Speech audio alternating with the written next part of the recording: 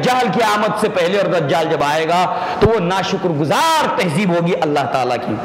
اس کی مثال آپ دیکھیں، آپ مختصر میں بات سمجھ جائیں گے۔ اس میں دو دوستوں کا قصہ بیان ہوا ہے۔ ضرب اللہ مثلا الرجلین، اے نبی آپ ان کے سامنے دو دوستوں کا قصہ بیان کیجئے۔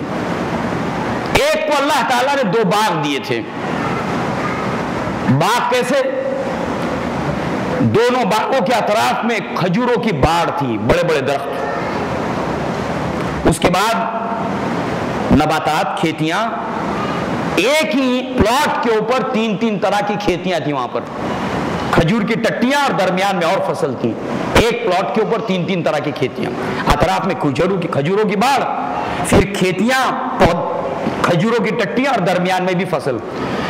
ایریگیشن کا نظام تھا، پانی سپلائی ہوتا تھا دونوں کھیتوں کے اندر، نہریں، نیچے بھرپور پانی۔ جیسے آج کی تاریخ میں آپ کہیں کہ اگر 3 فٹ نیچے زمین میں 5 فٹ کھود دیا جائے تو پانی لگ جائے، نیچے بھی پانی، زمین زرخیز، اور پانی کے لیے اوپر انتظام تھا۔ اور وہ اپنے ہرے بھرے باغ کو دیکھ کر، کھجوروں کی فصل لگی ہے، انگوروں کی فصل لگی ہے، یہ باغات ہیں، بیٹے ہیں، اولاد میں کثرت ہے، مال و اسباب خوب ہے۔ آخری دور میں بہت مال و اسباب آ رہا ہے کہ نہیں دنیا کے اندر۔ ایک رکشہ والا بھی کہتا ہے کہ بمبئی میں اگر ہلاؤ پیسے تو گرتے ہیں، کمانے والا چاہیے، پیسہ ہی پیسہ آ رہا ہے، خوشحالی خوشحالی آ رہی ہے۔ اور دجال کے متعلق یہ بتاتا ہے کہ جہاں سے وہ گزرے گا، جو قوم اس کی بات کو قبول کر لے گی، قومیں اوطان سے بنتی، وطنوں سے بنتی نا، یعنی جس قوم سے، جس وطن کے اوپر سے وہ گزرے گا اور جو وطن اس کی بات کو قبول کرے گا، اس وطن کے اندر اتنی خوشحالی آئے گی کہ صبح کے اندر جانور جائیں گے اور شام میں دودھ سے بھرے ہوئے تھانوں کے ساتھ لوٹیں گے۔ خوشحالی خوشحالی آئے گی۔ اور جو قوم اس کی بات نہیں مانے گی، اس کو بنجر بنا کے چھوڑے گا، پتھروں کے زمانے میں لے جا کر پھینک دے گا اس کو۔ بہرحال اس وقت یہ ہوگا کہ اسباب اتنے دنیا میں پیدا ہو جائیں گے، اسباب کی دنیا، اور ساری نظر انسان کے اسباب کے اوپر ہوگی، اور اس مسبب الاسباب کو بھول جائے گا جس نے یہ اسباب پیدا کیے۔ جب وہ یاد ہی نہیں رہے گا تو شکر کہاں سے کرے گا؟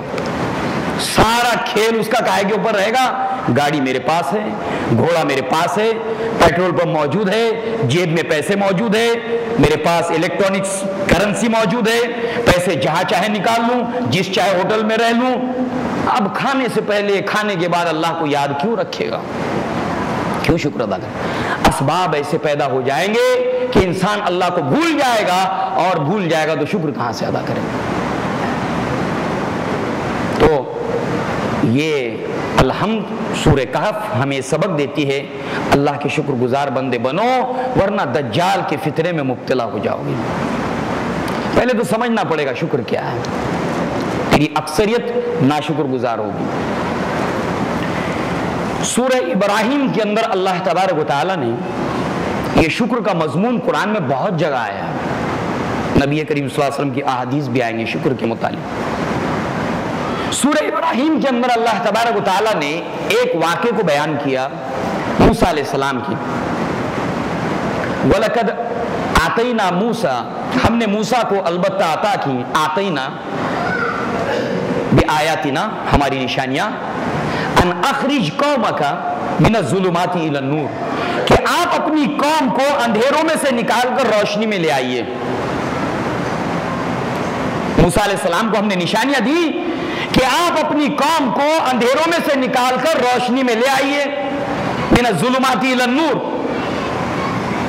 فذکر بایام اللہ۔ اور نبی سے اب یہ کہا گیا کہ نبی اس قصے کے ذریعے سے آپ ان کو یاد دلائیے، یہ جو قصہ آگے بیان ہو رہا ہے موسیٰ علیہ السلام اور ان کی قوم کا، اس کے ذریعے سے آپ ان کو یاد دلائیے، فذکر ہم بایام اللہ، اے نبی آپ ان کو ان تاریخ کے حوالے سے موسیٰ کا اور ان کی قوم کا جو قصہ بیان ہو رہا ہے اس کے ذریعے سے آپ ان کو یاد دلائیے.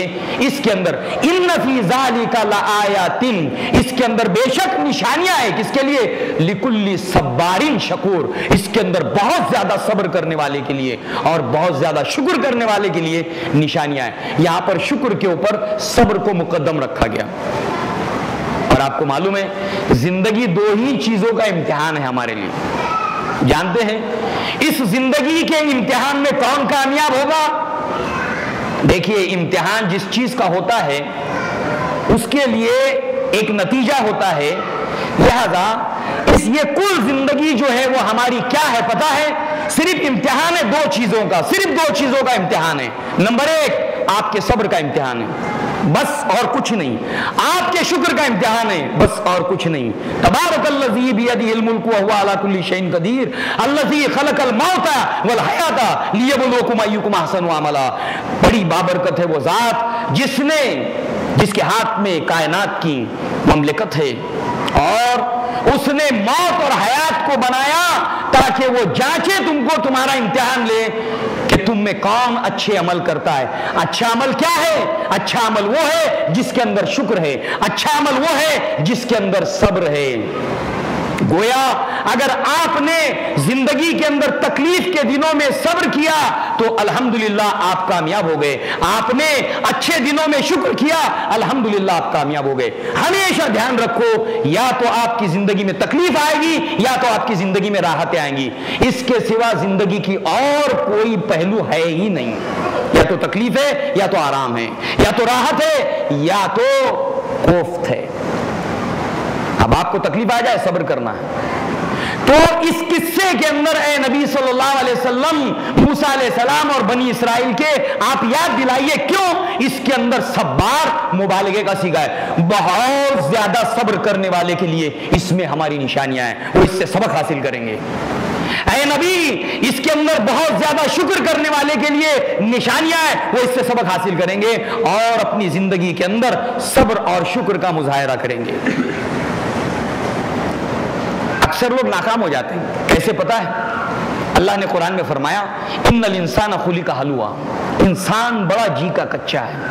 وَإِذَا مَسَّهُ الشَّرُّ جَزُوعًا وَإِذَا مَسَّهُ الْخَيْرُ مَنُوعًا. جیسے ہی کوئی شر اور تکلیف چھو جاتی ہے شکوہ شکایت کرتا ہے. شکوہ شکایت ذرا سی آرام اور نعمتوں سے دو چار کر دیتے ہیں اترانے لگتا پاؤں زمین پہ ہی نہیں ٹکتا. گاڑی آ گئی، مکان ہو گیا، پیسہ آ گیا، تھوڑا اسٹیٹس بن گیا، اب پاؤں زمین پہ نہیں ٹک رہے، اس کے اترا رہا. جانے کن کن چیزوں پر اترا رہا. فیل ہو گیا. اترایا تو فیل ہو گیا. وَلَا تَفْرَحُوا مَا آتَاكُمُ اللَّهُ. اللہ تمہیں کچھ چیز عطا کرے تو اتراؤ مت. اترایا فیل. زندگی امتحان میں فیل. اگر تکلیف آئی شکوہ شکایت کیا فیل. ہم نے کسی کا کیا بگاڑا تھا؟ ہمارے ساتھ ہونا تھا، ہم ہی ملے تھے. معاذ اللہ ثم معاذ اللہ. رحمتیں ہیں تیری اغیار کے کاشانوں پر، برگ گرتی ہے تو بیچارے مسلمانوں پر. معاذ اللہ ثم معاذ اللہ. غم سے چھٹکارا نہیں ملے گا، نیور. ناممکن. امیر کو نہیں، غریب کو نہیں، عورت کو نہیں، مرد کو نہیں. غم سے چھٹکارا مل نہیں سکتا، ناممکن. ایسا بھی نہیں ہے کہ نعمتیں نہیں ملیں گی، ملیں گی. قید حیات وہ بندے غم اصل میں دونوں ایک ہیں. موت سے پہلے آدمی غم سے نجات پائے کیوں کر. چھٹکارا نہیں ملے گا غم سے. کسی کو کھانے کے لیے روٹی نہیں ہے اس کا غم، کسی کے لیے روٹی تو ہے، کھانے کی اجازت نہیں ڈاکٹر کی طرف سے. کسی کو غم ہے رہنے کے لیے مکان نہیں، نیند ہے. رہنے کے لیے مکان نہیں، نیند ہے. کسی کے پاس مکان تو ہے، نیند نہیں ہے. اس کو نیند نہیں ہے، اس کی تکلیف ہے. اس کو مکان نہیں ہے، اس کی تکلیف ہے. تکلیف سب کو ہے. یہ زندگی کا امتحان ہے، بنایا اس لیے. دکھ میں ڈال کر آزمائے، سکھ میں ڈال کر آزمائے. دکھ میں ڈالنے کے بعد صبر کرتے ہو کہ نہیں، اور اگر کچھ دیا ہے تو شکر کرتے ہو کہ نہیں. ایک مثال کو سمجھیے آپ. لقمان کا تذکرہ آیا، آیت آئی تھی قرآن میں، سورہ لقمان ہے. یہ اللہ کے شکر گزار بندے تھے. اللہ نے فرمایا وَلَقَدْ آتَيْنَا لُقْمَانَ الْحِكْمَةَ أَنِ اشْكُرْ لِلَّهِ، ہم نے لقمان کو حکمت عطا کی۔ حکمت ایک نعمت ہے، اللہ نے اس نعمت کو بہت بڑی نعمت قرار دیا۔ اللہ تعالیٰ سے اس نعمت کو مانگنا چاہیے۔ کیوں؟ اللہ نے اس نعمت کے بارے میں قرآن میں فرمایا وَمَن يُؤْتِ الْحِكْمَةَ فَقَدْ أُوتِيَ خَيْرًا كَثِيرًا، جس کو حکمت جیسی نعمت مل گئی اس کو خیر کثیر مل گیا۔ علی ابن ابی طالب کہتے ہیں دولت ملی ہے اگر تجھے تو تجھے اس کی حفاظت کرنی پڑے گی، سنبھالنا پڑے گا، دولت کی حفاظت تجھے کرنی پڑے گی، مگر حکمت اگر اللہ تعالیٰ عطا کرے گا تو حکمت تیری حفاظت کرے گی۔ حکمت بہت بڑی دولت ہے جس کو اللہ دے دے۔ وَمَن يُؤْتِ الْحِكْمَةَ فَقَدْ أُوتِيَ خَيْرًا كَثِيرًا۔ تو اللہ تعالیٰ نے اپنے ایک محبوب بندے کو لقمان کو حکمت عطا کی تھی۔ وَلَقَدْ آتَيْنَا لُقْمَانَ الْحِكْمَةَ أَنِ اشْكُرْ لِلَّهِ، کہ شکر کر اللہ کا شکر ادا کر۔ اب آپ دیکھیے اسی لقمان کے متعلق کیسے شکر گزار ہیں۔ آپ دیکھیے جو انسان کا شکر گزار ہے وہ اللہ کا شکر گزار ہے۔ نبی کریم صلی اللہ علیہ وسلم نے فرمایا، ابو ہریرہ راوی ہیں کتاب الادب کے اندر، ابو داؤد میں روایت موجود ہے، ابو داؤد کے اندر ابو ہریرہ رضی اللہ عنہ فرماتے ہیں قال رسول اللہ صلی اللہ علیہ وسلم لا یشکر اللہ من لا یشکر الناس، جو انسانوں کا شکر ادا نہیں کرتا وہ اللہ کا شکر ادا نہیں کر سکتا۔ کیوں؟ اس کی حکمت بیان یہ کی گئی ہے کہ ایک انسان نے آپ کے ساتھ احسان کا معاملہ کیا، آپ اس کا شکر ادا نہیں کرتے ہو، آپ اللہ کا شکر ادا نہیں کرتے۔ کیسے؟ انسان کا شکر ادا نہ کرنا، اللہ کا شکر ادا نہ کرنا ہے۔ کیسے؟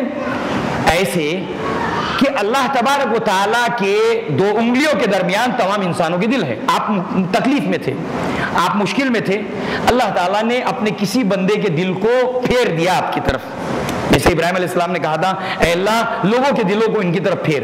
اب اللہ تعالیٰ نے اس کے دل کو، اس کی سوچ کو، اس کی فکر کو آپ کی طرف پھیر دیا، آپ کو اس نے تکلیف سے نکالا، آپ کے کام کو آسان بنایا۔